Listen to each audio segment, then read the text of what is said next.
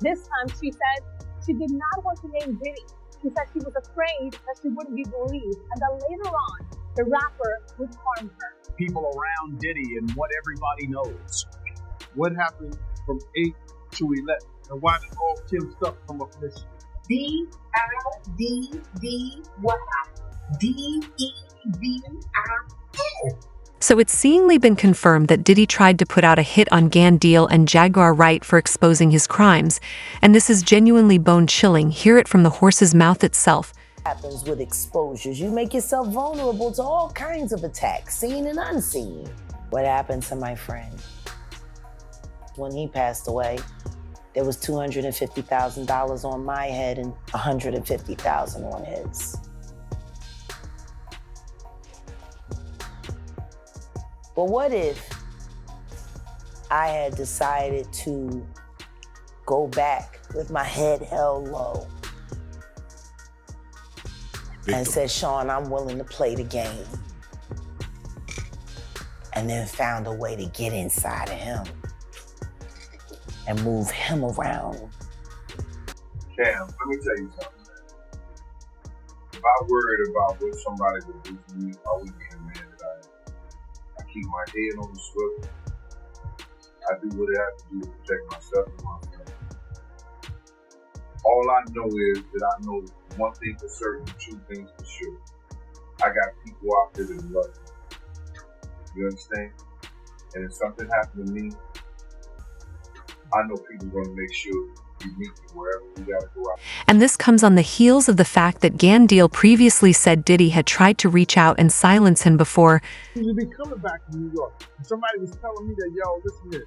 Yo, he's trying to get witnesses. Remember when they released that first thing of Cassie? And I said that Diddy was trying to contact people for character witnesses, people for who he had problems with before or whatever like that, and trying to talk to them in the whole 9 yards. That's when they dropped that thing with Cassie. The Homeland Security had some agency or whatever like that that deals with that, dropped that thing on Cassie to show everybody, oh, y'all want to help him? Y'all, this is what y'all want to help? This is who y'all want to, say that he ain't never did nothing. This is what you want to put your brand on? Everybody started back. Everybody was talking about, yo, man, Cassie was a gold digger. Cassie this, that, and that. She loved it in the whole 9 yards. And then when they seen that, all his friends or so-called friends, went away. So him not having a bond is not surprising. He offered $50 million and they still did not. He should have waited to see what they was going to offer. Because if he got $50 million to give them and offer that, then they think like, yo, that's too little of a money. You ready about the news came up, it's going to give him this money. He called first and done 50 trying to get this stuff low. She ain't the only one he was trying to get in contact with. You understand? He sent somebody through somebody else to try to get in contact with me. Enough is enough. Oh, okay. You tell Big Mama that enough is enough. You can't tell Wolf Mama enough is enough. You tell D Ferg Mama enough is enough. You understand? You tell all those people who supported you and they survived, enough is enough. Now I got a phone call from Kirk Burrows. And Kirk Burrows, and I ain't gonna even get this guy no play. Not Kirk Burrows, but one of the tough dudes that I know that's real close to said, Kirk told me, yo, he want to reach out to me again. He want to speak to you. You have to speak to me for what? What do you want to speak to me for? If he's trying to speak to me, it's for Puff. Point blank. I know the dude. I know how close he is to Puff. He's been with Puff from day one. So he ain't got nothing to say to me, bro. But Kirk Burrows did say to me that the dude said enough is enough. When do it becomes enough? Yo, because, bro, listen. I didn't ask to be put in this situation. You understand? And a lot of people ain't gonna understand it. Because a lot of people wouldn't give up what I've given up to be in this situation. You understand? My whole thing about it is, when you lean on right, you ain't gonna never turn to wrong. And the scariest part is putting hits out on people is the least of Diddy's heinous abilities. Gene and Jaguar definitely have reason to worry because Diddy has a history of being involved in people's murders. A recent Rolling Stone expose on Diddy reveals that the notorious Biggie Smalls was allegedly planning to leave Bad Boy Records. Just before his tragic death, several people interviewed for the article confirmed the story with claims that Biggie was in a legal battle to regain his publishing rights. According to the Big Payback, Diddy was determined to hold on to those rights, famously stating, "I will never give it up until I'm dead, and my bones are crushed into powder." Hip-hop photographer Monique Bunn shared that Biggie had confided in her about his plans, saying, "Biggie was absolutely about to leave Puff. I know for a fact because he told me that." Another source echoed this sentiment, stating, "Everybody wanted to leave Puffy. Everybody leaves him. Maybe Diddy knew this because genedeal claims Diddy had Biggie dealt with." How do you feel about the people that say Biggie was actually him coming to LA for something like the Tupac got killed, him getting on the radio rapping along with this connection? Man, if you get 100 people in the room, and out of the 100 people, probably 3 would say it was all right for Biggie to be in LA. 97% of those people would say he had no business in LA at that time. We all knew that. Why would Puff rent studio time? Come on, man. Look, you gotta look at what people do, man. You know Pop just got killed. It ain't no kind of business Big was doing. Big couldn't even walk. He couldn't run. They was pushing him around in a wheelchair, bro. Why the hell would you rent studio time in LA for him to finish your album when in fact you got your own studio, Daddy? Let's keep it a buck. Let's stop this bullshit, man. Let's stop doing these interviews, man, about this. Because people ain't getting it. He did not want to beef with the Crip. Puff ain't want to beef with the Dog Pound, Snoop them or whatever. Big started that beef.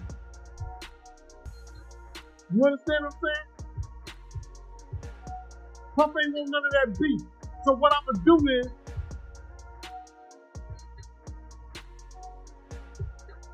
y'all want the shit? I'm gonna put him out the pack.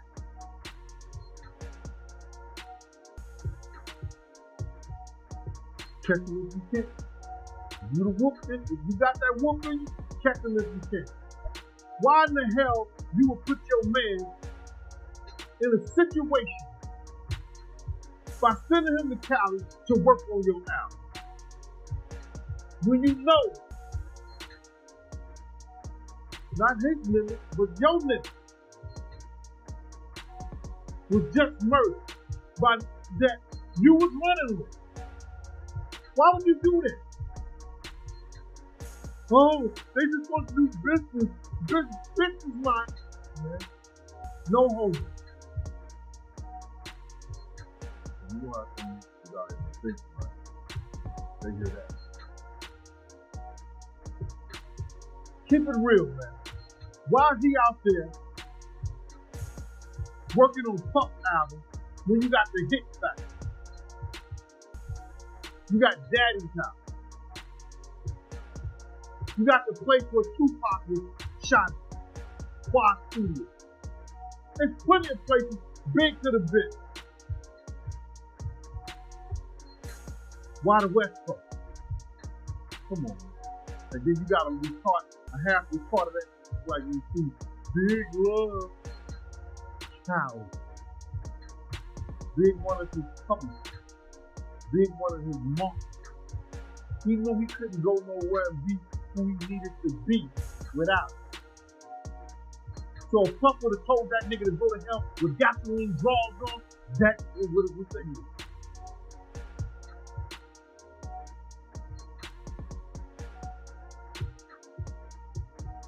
All money ain't good money, bro. And Diddy allegedly jumped on the emotional fallout Arista, and Bad Boy former publicity director Leji Brookshire, who had been with Biggie the day before his death, requested time to grieve instead. Diddy instructed her to ensure that Biggie's posthumous album Life After Death would debut at #1 Genedeal, also claimed that there are lies floating around about who really killed Biggie. All you guys go to the vibe party. It was 23 of us. 23 people go to the vibe party. And then at one point, the fire department starts to shut it down. Now it's only 12 of us. Because them motherfuckers that left, they must have felt something. You know, what's his name? Chuck Bone. That was Puff friend. Yeah, he was with us. Chuck Bone. They must have felt something and they left and went to Steve Stout's house in the Hill. Because Steve Stout was giving a party that day too. Okay, so half the entourage leaves. Half is still there. You go and grab all the SUVs and have them pull out front. So when Big and Puff and all them come out, they can just jump in the car. And we can leave. So tell me about the scene outside as you're waiting for everyone to get in the car and start to take off. So first we lined up parallel to the door in which they have to come out. Right? You follow me?